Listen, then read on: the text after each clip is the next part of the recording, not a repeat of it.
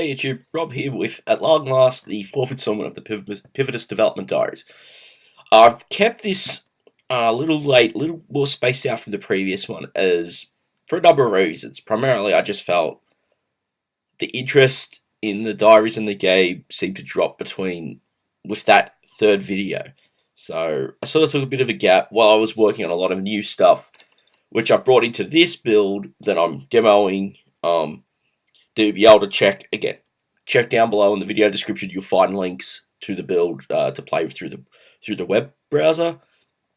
And I thought just getting a bunch of stuff in this build up and running before I do another video, just to hopefully have some more cool stuff to show people. So I'm probably going to be dropping the frequency to every 2 to 3 weeks, and then do videos when I have some major stuff in the game. Which is what a lot of these changes are right now. So first off, the first you can sort of tell, in the last video, I did actually have that background implemented. It was based on some other feedback. As an experiment, I decided to replace a sort of traditional title with this Taurus. And I kind of like the effect. I need to do a bit more work there, but I feel it's a little more interesting visually than just a simple tunnel. I've also done some minor tweaks to some dev text, but that's not important. A lot of what I've been doing is around wave patterns, wave formations. I did another pass on all the levels in the last few days, speeding them up and making them a little more interesting, getting a consistent number of enemies in level groups, things like that. So what I'm going to be doing in the future is there's a couple of cool mechanics, and based on how the waves will shift during the course of a wave, that I'll be doing on some of the more advanced waves. I'm hoping to actually start working on that pretty soon. So I'm going to dive in. We'll see how far I can get. I'm hoping I can get far enough to show all the really cool stuff. Because the way it's laid out is I've currently got 15 waves implemented, and there's a bunch of stuff that gets turned on for those first 10. It's blocks of 10. So you have the first round of stuff gets activated. The second block of 10, there'll be new enemies and new things that get turned on, and so on. I'm thinking at the moment I'm going to have 30 levels in the whole game, and they're going to loop like an old arcade game. Again, that's that vibe I'm going for with this. So let's dive in, and I'll play. So, first thing is we can sort of see, I mean, visually everything's still the same. I've been tweaking lighting, I've been tweaking some textures and shaders and things like that. But you can see everything's moving a lot faster now. That was, again, I think I got some feedback from back when I put the build out that was associated with the second diary, that people had made comments about that. So I decided to try and speed it up. I think this is the kind of game where these levels need to be nice and quick rather than long, drawn out fests. So you kind of got that. I mean, you can see the multiplier working as you expect. The multiplier, I'm probably still tweaking around a lot of the pattern timings for that. Some regard, I feel that the pattern timings, yeah, you want to be able to easily get them, but I found when testing some of the old waves before I started this redesign, that it was really, on some of the later stages, it became really easy to get a high multiplier, and it kind of took away a lot of the skill there. So I have been tuning that up a bit. So you'll need to get used to how that works for multiplier in later courses.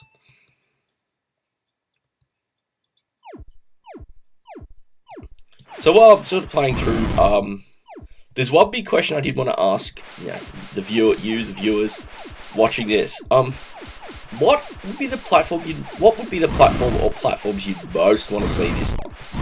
I mean, right now, I've actually been thinking about options a lot. It's actually been in the back of my head for quite a while, simply because of what platforms I can publish on easily. That being the PC, Mac, Linux, iOS, Android, and the Ouya. I mean, I've got a Unity license for Windows Phone as an aftermath of the deal they did with Microsoft, so I can look into that. But beyond that, I mean, I don't want to get into the situation I did with Pocket Dogfights, where I released on a lot of platforms that pretty much didn't sell if you look at the stats for PD, the game pretty much sold on iOS and a bit some on Android, and pretty much not much anywhere else. And one of the decisions I'm been thinking about this is there are some things I want to add in terms of like eventually extra player driven weaponry, and power ups and things like that. And one of the things with that is simply, well, if I'm going to do that and focus on a mobile platform first, then I need to consider controls. I had earlier builds of this running on mobile, on iOS. I haven't actually tested it in a while, as I've pretty much just been playing it on the Mac. So, but yeah, I would love to know in the comments. Do let me know what you think about that. I mean, one of my concerns right now is I don't want to again fall into the 99-cent trap. I don't think. My opinion is Pivotus is not a mainstream game. It is not a mainstream style experience. So therefore, aiming for the 99-cent price point is a fallacy for me. Right now I do not think I'm going to get the kind of... Right now, even just the general interest in the game, it doesn't seem to be at the same point it was with PD for comparison point. So I have to hedge my bets a little more, which is funny because I definitely feel like I've met a lot more developers and a lot more other people since that.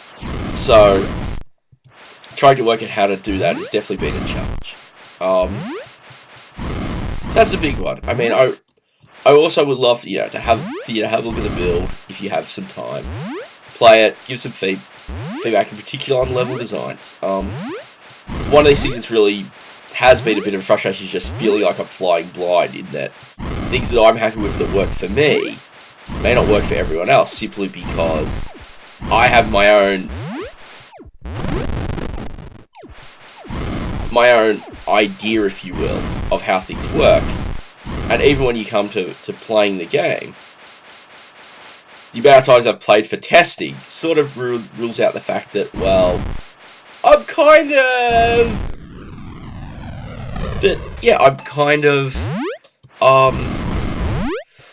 a bit too biased, a bit too close to the project.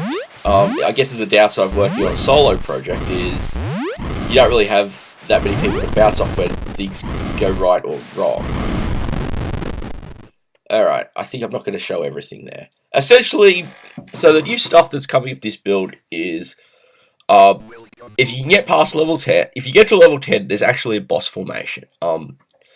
They're now bosses, they're just, at the moment I have one simple flying saucer. I think I've posted some screens on the Pivotus Twitter feed, twitter.com/Pivotus. There'll be a link below for that as well. I think I posted some screens there, maybe even a Vine clip of it in action. If you're really interested in seeing the development updates outside of these videos, that is the best place to go. I'm posting stuff there. I'm posting stuff a little more frequently than doing the videos, and yeah, the downside is sometimes you miss stuff. There's also a couple of other new enemies. First is a fighter enemy. There's definitely screens there. I even posted some screens when I was building the mesh. And I haven't actually worked to give that some new weapons, but that's another one that's coming on some later stages. Fast target to avoid. And then there's also some turrets that kind of augment some of the other stages. Some of the stages that are coming that get up to like level that are in the next couple of blocks feel really nice, and I've really been playing with patterns a lot more there as well. So those are coming up. I guess the next things I'm going to be working on are really some of these new mechanics. Like, so I was talking with another developer a few days ago. I've been doing some part-time, rather than being at the house, being at home the whole time. I've been using a co-working space for game devs in town called The Arcade. I'll link that below if you happen to be a Melbourne based developer. You may want to check it out. And one of the things about having patterns closing in. So I'm looking to putting that in and making the patterns a little more interesting to work around that. I'm hoping to have some more weapons for these new enemies that are more than just a simple pew-pew blaster that's in there. And things like that. At the moment, I have to admit, this current build that you'll be able to play, and as I said, link below, is the first one where it's felt a lot of the game is coming together. So I'm looking forward to actually demoing tonight to see what people think on that regard. Yeah, I mean, I'm really happy with a lot of the graph elements. I need to start really focusing on the UI and interface just so I can start pushing this to media and other people to have a play at. But that's pretty much everything. So if you have a chance, play the build and leave some feedback. Think about the platforms. Just let me know what like the top 1 or 2 that I should be trying that you would like to play this on. So at least I can consider it. I mean, that means me doing some research, you know. And yeah, just general feedback and comments as well. I mean, sometimes I feel like I'm posting the void, and I'd like to think that there are people who actually are watching these and enjoying them. And that's pretty much everything. So links will be below. Do follow, like, subscribe, all of that if you want to keep track on how everything's going. And hopefully I have another video in the next two weeks, depending on how all this goes. Thanks for watching, and I hope you enjoyed it, and I look forward to bringing you stuff soon.